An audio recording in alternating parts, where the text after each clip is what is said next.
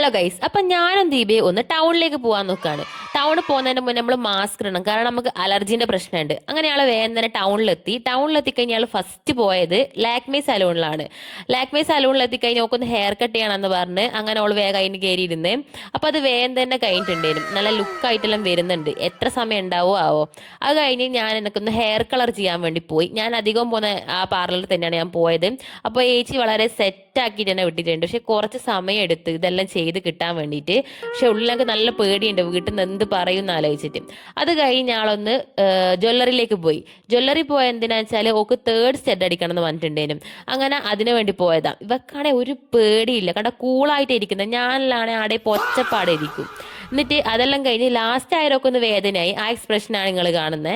പിന്നെ ആൾ വേഗം ഇറങ്ങാൻ നോക്കുന്ന, കാരണം 12 മണിക്ക് അങ്ങനെ വീട്ടിൽ നിന്ന് ഇറങ്ങിയതാ. സമയം 6 മണിയാവാനായി. ഒന്നും കഴിച്ചിട്ടില്ല. അങ്ങനെ ആൾ ഒരു ബർഗറും ലൈമെല്ലാം കഴിച്ചു, കാരണം ചോറ് വീട്ടിലുണ്ട്, അത് തിന്നിക്കില്ല അവൻ്റെ അടുത്ത് കിട്ടും.